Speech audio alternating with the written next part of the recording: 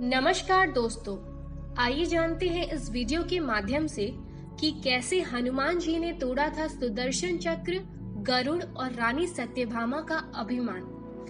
अगर आप हमारे चैनल पे न्यू हैं तो प्लीज इसे सब्सक्राइब कर लें। तो चलिए शुरू करते हैं वीडियो को।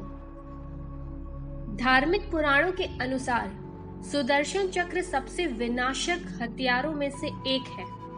भगवान श्री कृष्ण के सुदर्शन चक्र से जुड़ी कई कहानियां पुराणों में मिलती हैं। श्री कृष्ण के पहले सुदर्शन चक्र भगवान श्री विष्णु के पास था। जैसा कि हम सभी जानते हैं कि श्री कृष्ण भगवान श्री विष्णु के 8वें अवतार थे। भगवान श्री विष्णु से यह चक्र भगवान श्री कृष्ण के पास पहुंचा था। सुदर्शन चक्र के बारे में भगवत पुराण में वर्णित है कि यह चक्र किसी भी खोई वस्तु को खोज लाने में सक्षम था। वही इससे सबसे अधिक विध्वंसक भी माना जाता था। इसे भगवान श्री कृष्ण द्वारा क्रोधित होने पर दुर्जनों के संहार के लिए उपयोग किया जाता था। लेकिन क्या हुआ जब सुदर्शन चक्र को अपने ऊपर अभिमान हुआ? उन्होंने हनुमान जी को भी रोकने की कोशिश करी, तो इसका परिणाम क्या हुआ, क्या आप जानते हैं?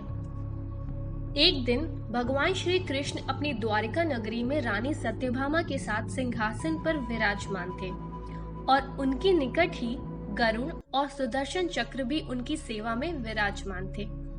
बातों ही बातों में रानी सत्यभामा ने व्यंग्यपूर्ण लहजे में पूछा, हे प्रभु, आपने त्रेता युग में श्री राम के रूप में अवतार लिया था।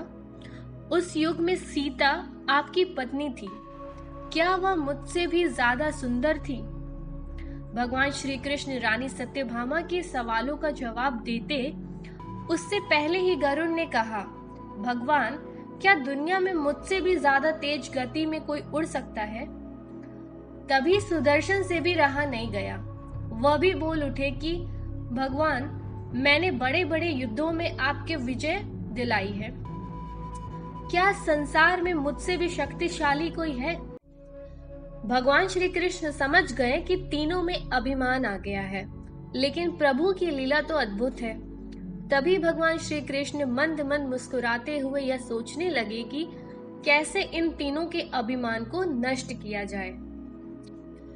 तब भगवान श्री कृष्ण ने फैसला लिया और गरुड़ से बोले कि गरुड़ जाओ और हनुमान को बुला लाओ।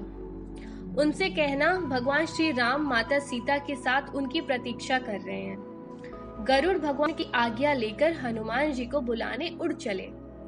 इधर भगवान श्री कृष्ण ने रानी सत्यभामा से कहा कि देवी, आप सीता के रूप में तैयार हो जाएं, और स्वयं श्री कृष्ण ने भगवान राम का रूप धारण कर लिया।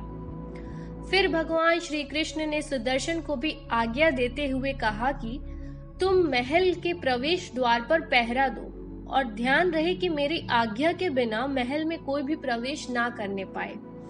भगवान श्री कृष्ण की आज्ञा का पालन करते हुए सुदर्शन चक्र महल के प्रवेश द्वार पर तैनात हो गए। इधर गरुड़ ने हनुमान जी के पास पहुंचकर कहा कि हे वानर श्रेष्ठ, भगवान श्री राम माता सीता के साथ द्वारका में आपसे मिलने के लिए पधारे हैं। आपको बुला लाने की आज्ञा है। आप मेरे साथ चलिए, मैं आपको अपनी पीठ पर बैठाकर शीघ्र ही वहां लेकर जाऊंगा।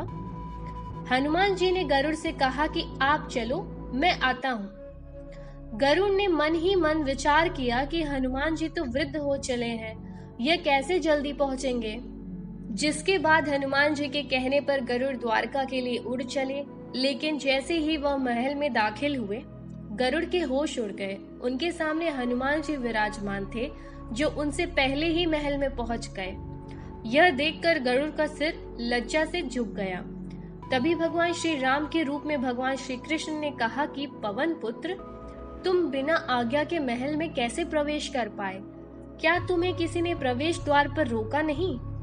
तभी हनुमान जी ने हाथ जोड़ते हुए सिर झुकाकर अपने मुंह से सुदर्शन चक्र को निकालकर प्रभु के सामने रख दिया।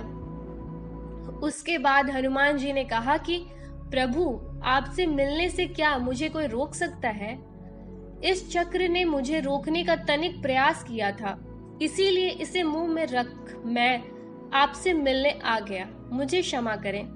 भगवान मंद मंद मुस्कुराने लगे और अंत में हनुमान जी ने हाथ जोड़ते हुए श्री राम से प्रश्न किया, हे प्रभु, मैं आपको तो पहचानता हूँ, आप ही श्री कृष्ण के रूप में मेरे प्रभु श्री राम हैं, लेकिन आज आपने माता सीता के स्थान पर किस दासी को इतना सम्मान दे दिया कि वह आपके साथ सिंहासन पर विराजमान है।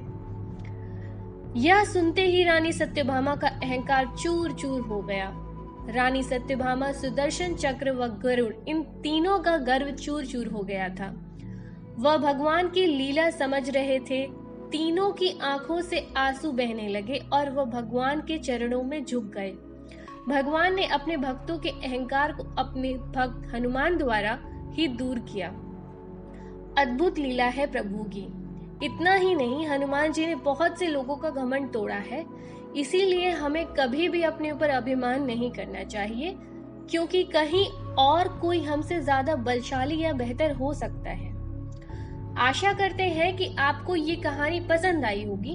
अगर पसंद आई है तो प्लीज हमारे चैनल को सपोर्ट करें, सब्सक्राइब करें, कमेंट करें for the feedback. Thanks for watching. Please stay tuned.